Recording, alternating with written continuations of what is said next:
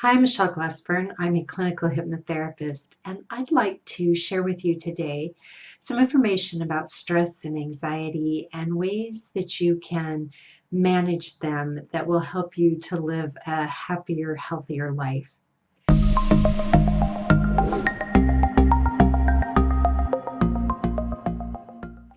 I know that we've all dealt with stress and anxiety at some point in our life, and today, more than ever before, so many people are feeling stressed and anxious. And that has an incredibly powerful negative effect on your health. It not only affects your mental health, but your physical health as well. The number one cause of illness is stress. Stress lowers your immune system, which makes it harder for you to fight off viruses and bacteria and other organisms that lead to illness and disease. Chronic stress, if left untreated, can actually rewire your brain. Stress and anxiety affect every system of your body. In fact, I have some information here and I want to read it to you so that I make sure I get it correct. Your brain. Stress and anxiety affect your brain. It makes it difficult to concentrate. It leads to anxiety, depression, irritability, and mind fog. As I said, making it hard to concentrate and think. It affects your cardiovascular system. It leads to higher cholesterol, high blood pressure, and increased risk of heart attack and stroke. It affects your joints and muscles. It increases inflammation, tension, aches and pains, muscle tightness. As I mentioned before, it lowers and suppresses your immune system. It affects your skin, believe it or not. Stress and anxiety can lead to hair loss, dull, brittle hair, brittle nails, dry skin, acne, and makes wounds harder to heal. It affects your digestive system. It can give you indigestion, bloating, pain, and discomfort. And it also affects your reproductive system. So, a lot of people that are struggling with infertility are being impacted by stress and anxiety. It decreases hormone production, it decreases libido, and it can increase PMS symptoms. And I'm just going to show you here what I was reading from. If you can see that, those are the effects of stress and anxiety and what it will actually do to your body.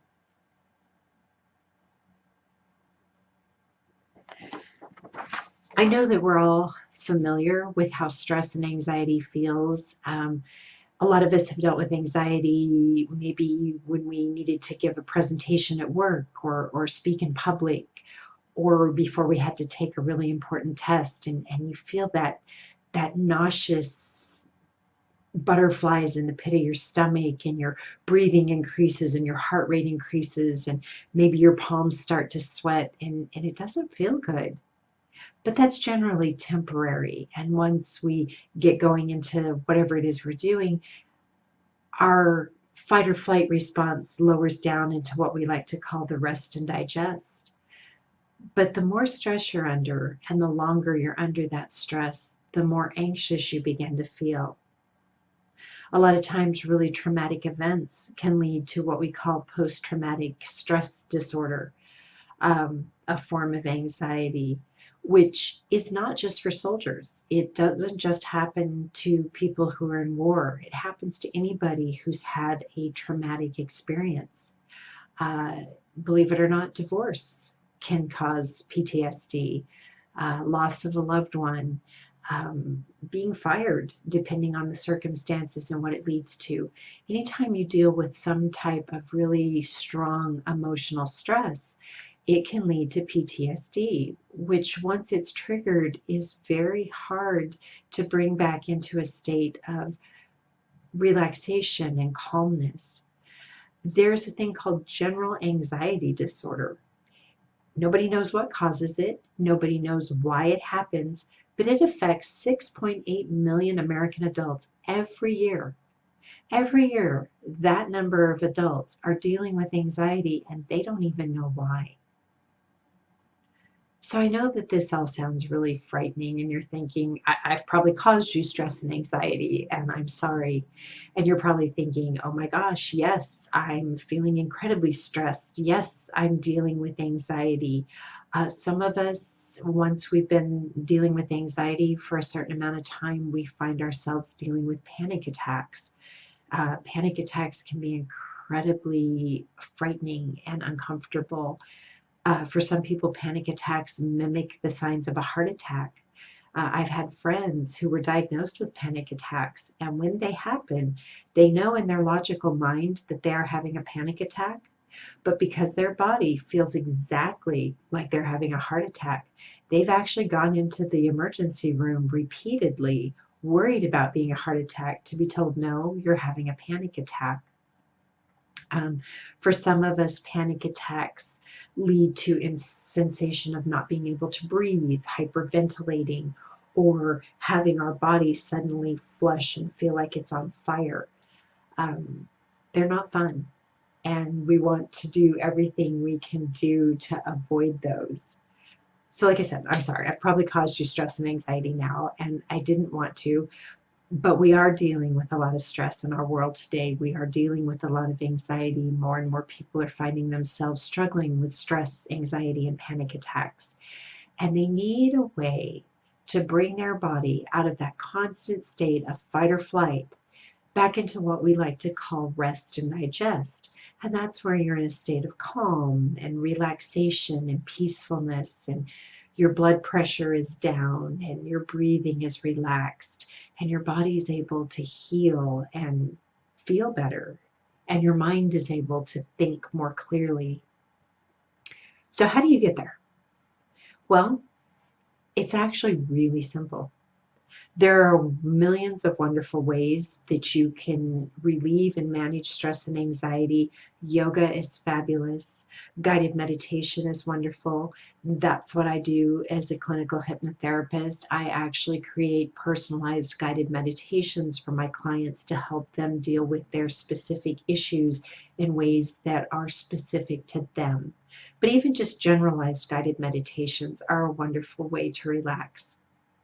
But one of the most important, easy, simplest things you can do to bring your body out of that fight or flight, stress, anxiety, panic mode and back into that rest and digest sense of calm and relaxation is just simply to breathe. I know that sounds strange, doesn't it? Just breathe. And you might be thinking to yourself, well, I breathe every day and that's not helping. Try this. Next time you find yourself feeling really stressed and really anxious, notice how you're breathing. I bet you're breathing in very short, shallow breaths. I know for me that when I get really stressed or really anxious, I actually forget to breathe. All of a sudden, I'll find myself feeling lightheaded and like I'm suffocating, and I'm like, oh my God, what's happening? And I realize that I have been holding my breath and I have to force myself to breathe. So it's really actually not as simple as we would like to think it is, but it's the simplest thing to do. I got my training from a college here in Tempe, Arizona called the Southwest Institute of Healing Arts. And they actually have a full course on what they call healing breath. And it's different types of breathing techniques and different ways to breathe to actually help your body and your mind heal. And that's what I'd like to share with you today. I'd like to share with you a very simple breathing technique, one that you can do anywhere, anytime, any place, and it will bring your body out of that stressful, panic, fight or flight state back into that calm, rest and digest state. And let's face it, wouldn't we all like to be in that calm, rest and digest state? I know I would. So here's what you do. It's a simple technique. It's known by a lot of different names. The one that I've heard it known by most is called a numbered breath. And what it is you're going to inhale for a certain count of breaths. You're going to hold your breath for a certain count, and then you're going to exhale for a certain count. And what this does is it actually engages your conscious mind, because your conscious mind is counting your breaths or holding the count, however, you want to think of it. And your body is actually doing the breathing. And when you make your mind and your body work together like that, it tends to bring you into a state of relaxation. The breath brings the body down. It stops the racing of the parasympathetic system. And the act of actually having to focus and count causes your conscious mind to stop whirlwinding off into everything that you need to do, or everything that could go wrong, or all the problems you have, or whatever it is that's causing you to be in that state of stress and anxiety. It makes your conscious mind focus. And so it stops all of that, because you can't think of 3 or 4 things at once when you're focusing on one thing specifically. So I'm going to show you how the breath goes. It's very simple. The counts I personally like to use, I like to breathe in to a count of 4. I like to hold it for a count of 4. And then I like to breathe out for a count of 7. Some people like to breathe in for 7, hold for 4, breathe out for 7. Some people like to breathe in for 4, hold for 7, breathe out for 7. Some breathe in for 4, hold for 7, breathe out for 8. As you can see, the count is not really the important thing. So pick a count that feels good to you. I personally don't like to hold my breath for 7 counts. That's why I like to breathe in for 4, hold for 4, and relax for 7. I like that longer exhale. I like to inhale deeply faster. I like to hold it for less time, and then I like to let it out slowly. That's what works best for me. So I say, play around with the counts, play around with what feels best for you. When you find it, you'll know it, because you'll immediately start feeling that sense of relaxation. Now, I will tell you that when you first start to do this breath, particularly if you are in a state of high stress or high anxiety, it might take several breaths for you to start to feel any difference. Stick with it. I promise you, I guarantee that if you are able to, you will continue to feel calming and relaxation the more you breathe.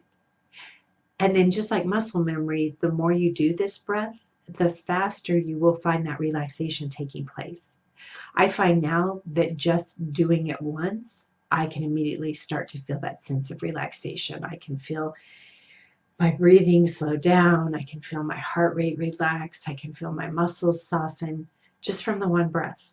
But that's because I've done it several times and my body has been trained now. So don't get discouraged. Like I said, if you're in a state of high stress, high anxiety, don't get discouraged if 1 or 2 or 3 or even 5 breaths doesn't really make you feel great. Just keep with it until you feel your body starting to relax, till you feel your mind starting to become more calm. And I guarantee you it gets easier each time. So here's what the breathing technique looks like. And obviously I can't count out loud and breathe, so I'm going to use my hands to let you know what I'm doing. So I'm going to breathe in.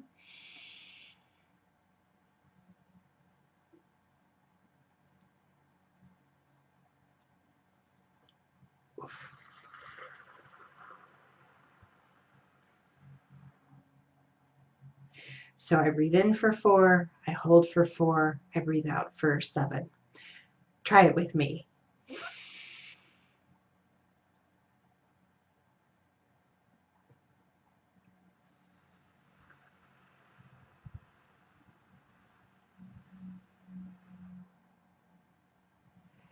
How about one more time? We're going to breathe in.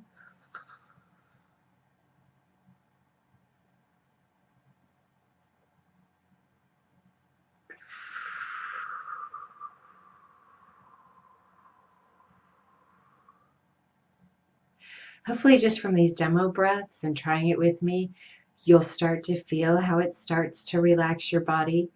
When I do it for myself, I like to close my eyes. I like to obviously, I have to count to myself because you can't count when you're holding your breath and breathing. I visualize the numbers in my mind because, again, that's actually adding another piece of my conscious mind to the equation. So anyway, like I said, play around with it, find out which pattern works best for you, and you'll find that that will start to bring you back into a state of relaxation. Another really simple thing you can do, and this one is one that you literally can do everywhere. I find myself doing it in traffic all the time or at the grocery store if I get caught in a line that doesn't move, is to just simply take what they say in yoga, what I say to my clients when I start to put them into a state of relaxation is just deep, relaxing breaths. And basically, what that is you're just taking a deep breath and you're trying to fill your entire chest. So you're breathing in as deep as you can, expanding the bottom of your lungs and bringing all the air in that you possibly can.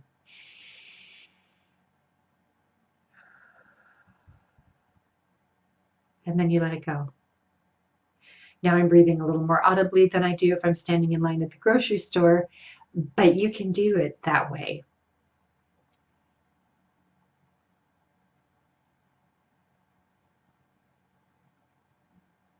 Quiet, nobody notices, but you're taking in deep breaths, which is oxygenating your blood, bringing those stress hormones back into balance. You can let the breath out quietly. Nobody has to know that you're taking deep, calming breaths. But if you do that, again, the more you do it, the faster those breaths cause you to feel calm and relaxed. Now, another thing that you can do when you're breathing, this you kind of probably want to do when you're by yourself or with the group of people that you know well that aren't going to look at you funny, is take in a nice deep breath, but you let it out with an audible noise, an audible sigh, an audible sound. So you breathe in. I don't know why. I'm sure somebody more knowledgeable about this understands what it is about that sound on the exhalation, but you can immediately feel it releasing the tension, releasing the stress, lowering the anxiety. So if you're really having a stressful time, I would highly recommend that breath. It feels good to make that noise when you let that breath go. So just breathe in nice and deep. So go ahead and try it with me. We're going to breathe in and we're going to let it go with whatever sound you want to make.